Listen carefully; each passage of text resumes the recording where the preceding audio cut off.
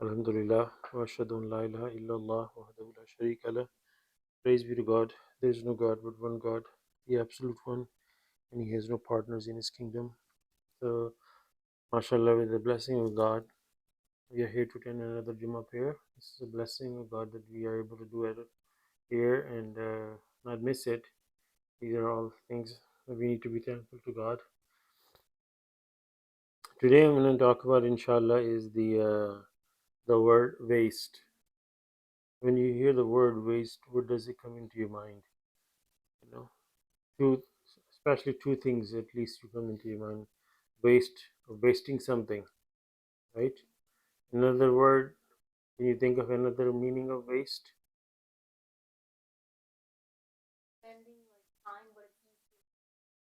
Waste on your stomach, the waste of the length of your waist. Uh, Somehow they could be related in a way, but when I talk about the word wasting stuff, that's the thing that I'm talking about. Yeah, of course, if your waist gets too big, then there's a problem. Then you're wasting your body basically.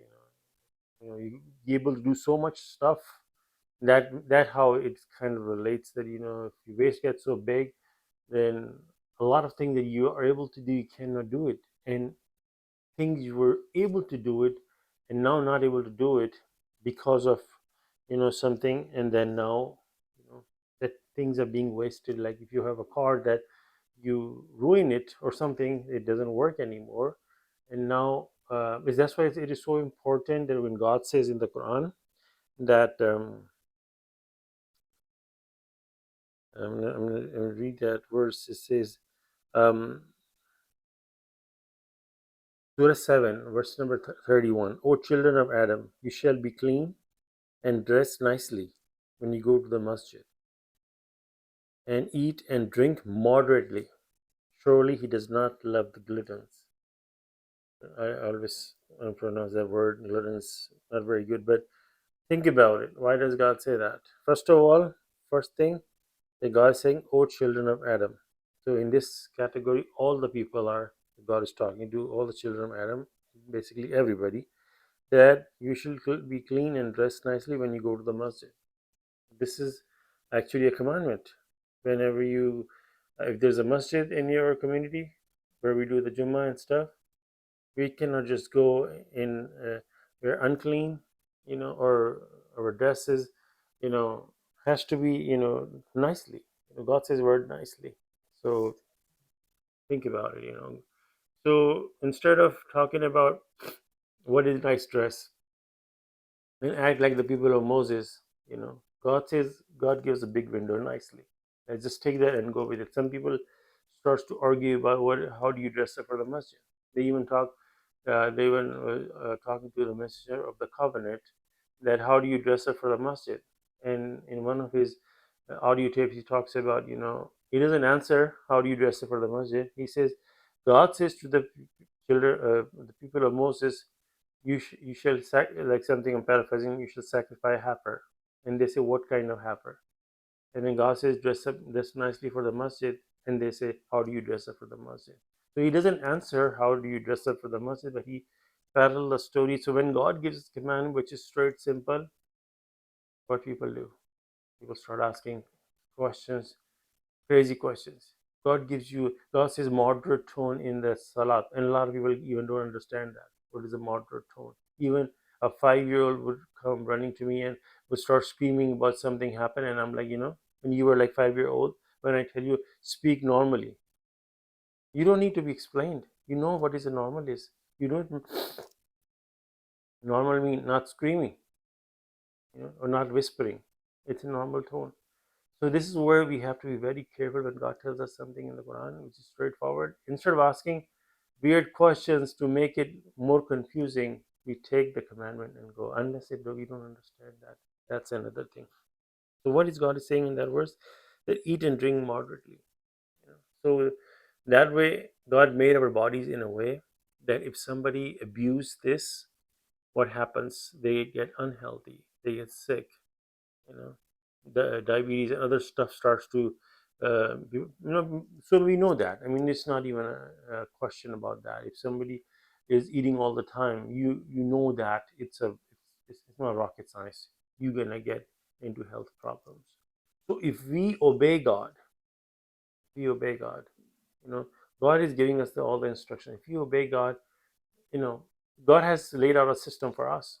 Automatically we will fall. I mean, a believer can say that, I'll be, 23 places in the Quran God says that no problem whatsoever. But if breaking this commandment, a believer will not break God's commandment, right? So automatically God lays out a path for people. Then you do it, things get better for you. You do your part. This is our part. You know how to eat excessively, right? I'm not talking about just it's, I mean, excessive to the point. We can understand that party. So we just read the word dress nicely for the masjid, and God is telling us do not uh, what is that word? Eat and drink moderately. We know that. What does that mean? Now, if somebody starts to crack the word moderately, then we are acting like the children of Moses, the people of Moses, right? God says moderately. We know what moderate is. You don't have to, just like moderate tone, moderate eating. Not eating all the time, or I don't like to elaborate on that. We know what is moderated, right? Automatically, if we follow God, God leads our path for us to do everything. So um, wasting is a very very important topic in the Quran. A very important things. Surah 6 verse 141. God says He's the one who established gardens, trestle and untrestled, and palm trees and crops with different tastes, and olives and pomegranate, fruits that are similar yet dissimilar. Eat from their fruits and give the due alms on the day of harvest, and do not waste anything. He does not love the wasters. So, I mean, for God to do anything, He says, be and it is. God says, I don't know how, in which sense, but God just says be, like God giving us relevant to this world. Like when you want to do something, you cannot just say you want to create something. You want to create a garden of mangoes. You cannot just say be, and you have to do the whole thing. But for God to create like lavish 1,000 mango trees in garden with a flowing stream, what does He has to do? He says be. In Arabic, it says kun, and then fayakun, it happens. Be and it is, it happens. But why God is saying, I mean, for God is no problem. God can create a trillion earths with full of gardens and flowing streams. He has made a system for, and this world is a test for us, and He created all this to test us whether we obey or not. So these are commandments from God, that God is the one who created, established the gardens with all the mangoes, oranges, apples, and all kind of other fruits and vegetables and everything, and flowers and things that we don't even know. And then giving us examples: palm trees, crops, different tastes. They come from the same ground, same sunlight, same water. Something is very spicy, and even in the chilies, the peppers, they have range. Some are very light and not too spicy. Some are extremely spicy. That you know, even you, I think maybe you can't even taste it. It is so extremely hot. How it has happened? Same ground. And then in the sweet size, there's so many different sweet mangoes, apples, and all, and they all are sweet. Strawberries, so sweet, but at the same time, and look at pineapple, very different taste. Papaya, with the taste of papaya. I mean, they all are different textures and taste. In the sweetness, they have different flavors. Sugar cane just produces all the sugar. you know then the other trees, shade trees, and many other kind of vegetation that God grows. The vegetables, we'll talk about the vegetables. There's so many different variety of vegetables that God has created. They're not just randomly.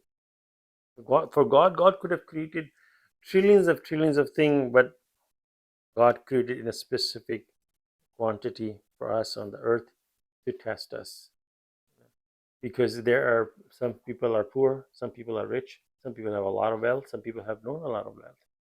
And if God would have created trillions of everything food, then there will be no poor. So this world, if you really think about it, God can give money to, or whatever, gardens to a very very poor person. God can feed all the people that God is feeding, but God can give all the stuff to all the bit. This world is a test. God gives people money, you know, and wealth, and there are people that are not. Like the person who got the wealth did not get the wealth by outside their own abilities. God is the one doing all the good stuff. We don't do any good. So, so if the person is wealth and blessed, and if he start thinking this is all I did and everything is I done it, then he's having himself as God. He's acting like he's, because he's the one thing he did it. It's a blessing from God. That's why in the same verse God is saying, "Eat from their fruits and give the due alms on the day of the harvest." That's the zakat. When you cut the crop, and when you the food stuff comes in, you have to give the 2.5%. It's a due minimum. That's you have to give. You can give more charity, but this is the minimum obligatory charity zakat. There's a minimum obligatory charity that you have to give no matter what. But if you be more righteous, you want to give more charity. There's no limit. Even as the messenger says, and do not waste anything. So think about it, if you really put this verse into in this, you know, he could have created all this way. He created everything in the limit to test people how we react. In heavens, we don't even understand how heavens would be. But here, right now, we are on test with this limited availability. If somebody is not feeding the poor and wasting the food, wasting the money, extravagant on himself, and all the luxury stuff, but not doing the part that God says, imagine that, how horrible that be. Miserably failing a test, and then thinking that these things will bring that person happiness. It's not going to bring happiness, period. Bring happiness only and only comes from obeying God. And these are commandments. We had one commandment, uh, the eating and dressing nicely. These are all commandments, and then now we are reading this. Don't do not be wasters. And now we should not be going into what is a waste and what is not. We know what is waste. Something that is wasting water, wasting electric. I mean, we should, I think, be because everything creates a byproduct.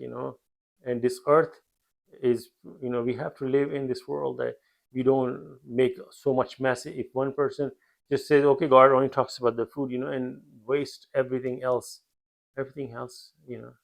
we have to be, I'm not 100% sure on that, but a good person would be very careful with wasting anything in this world.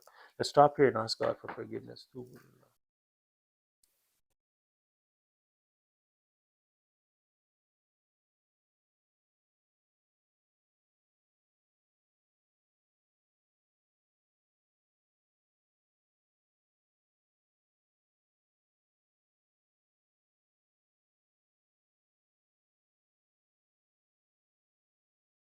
Alhamdulillah, wa ashhadu an la ilaha illallah wa la sharika lah. Praise be to God.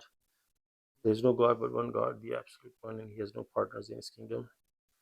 So be watchful for things. We should not waste stuff, and food, especially food, in more careful. I mean, everything. Think about the meat, the chicken and the beef that we eat. Instead of wasting, think about how that came to us. These animals, they eat the stuff that we can't even imagine eating it. The grass, and sometimes the cow eats dry grass and all that kind of stuff, and they're happily eating it. They're obeying God in any environment. We are in comfortable zone, and they are outside, sometime in the middle of sun in the summertime. I've seen it many times driving, and I see these cows in the farm, and they are just walking on in the sun and eating happily. I don't see in their faces anger and stuff like that. They're obeying God, and they produce the stuff that we drink milk and meat and many other benefits out of them.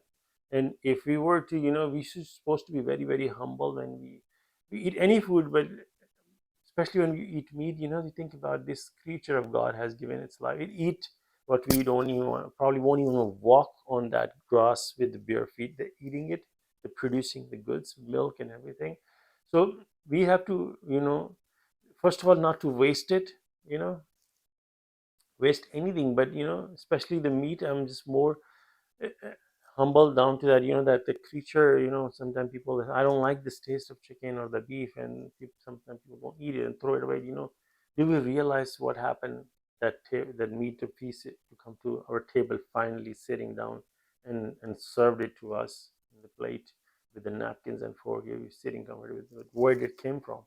All these things, when you put into perspective, then it gives us more and more humbleness to God, reverence to God. I mean, we should be humble down when we sit down and say Bismillah Rahman Rahim, and be glorify God for having us blessed in this comfortable environment with the air conditioning and everything, while this creature of God was outside in the middle of sun, and doing whatever is happily doing it.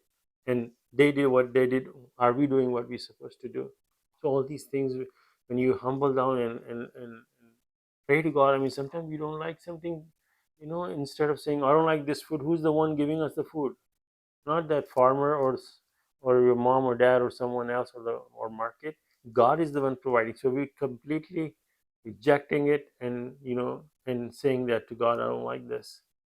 Just like the people of Moses, when they were giving the food, manna and quail, they were like, we don't like this. They rejected it. Are we maybe acting like that? So we have to be very respectful, and when we eat, we have to be humble down and say thanks to God, because He's the one who is giving us all the stuff. Many people waste many other form of stuff in the wasting even money for just spending lavishly, and not have any concern about anything else. Waste of time is the, you know uh, wasting thing, everything is one thing, but there is one. Then this, inshallah, I'll stop in this last part. What is the most important thing you think about waste of time?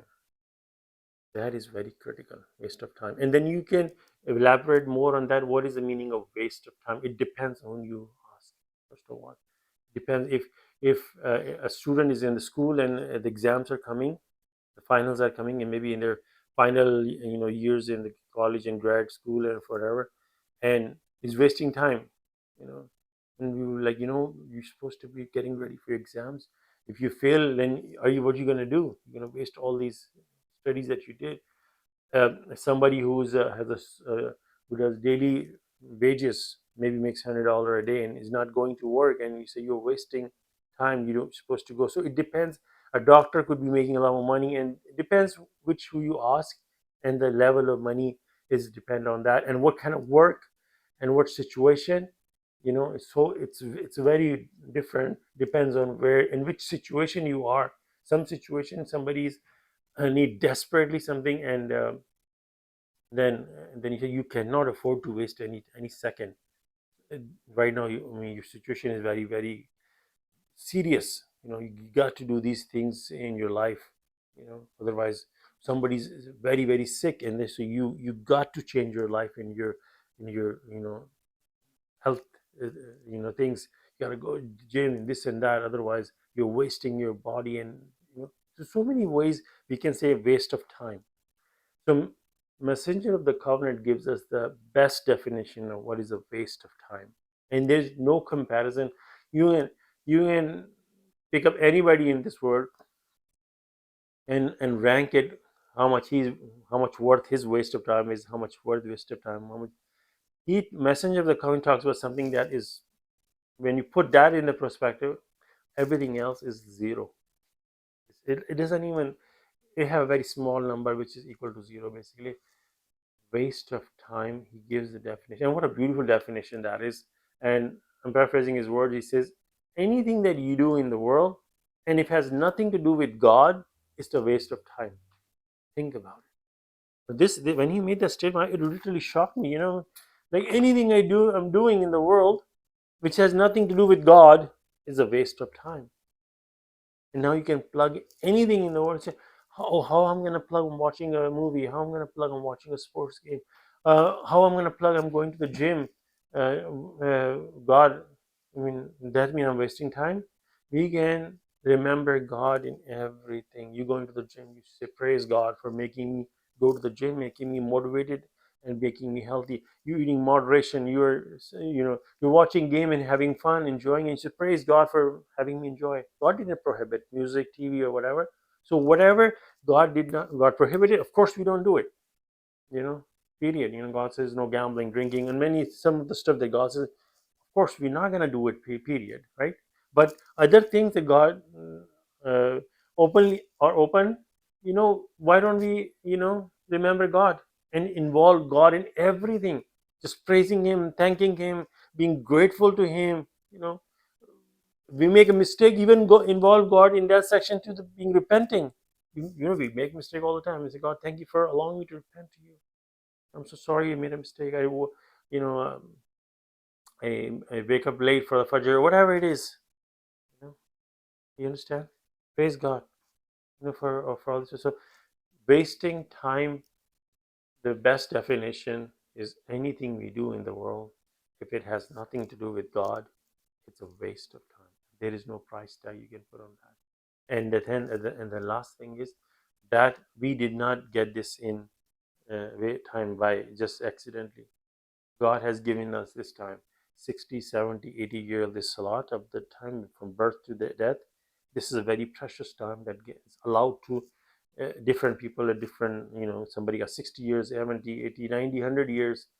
This is a very, very important, precious time here on earth. And God says kun fayakun. For God there's no problem. God created billions and billions of stars in just in our own galaxy, and trillions of other galaxies in our universe. He has no shortage of things, but we are in this small planet Earth, where the only place we can survive, as we know, or we cannot go anywhere else. You know, freely walk around, and we are on test. So make this time most wiseable by remembering God everything we do. Most valuable spend time. Sometimes we budget our money, how much we're gonna spend, but time is far important than money. So we have to budget our time. Think about how much where did I spend my all day. First of all, did I do all my work and everything? And the most important thing, did I remember God throughout the day? If I did not remember God throughout the day, and sadly, if not even 51%, that's the lowest number, then God is not my God. 51% is the mark that need to remember. Then God is not my God. Something else is my God. It's not the 5 times contact prayer and little bit study Quran in here, and then 99% or 95% of the day we're just involved in worldly life and have no concern about God. That, praise God. When we pray to God,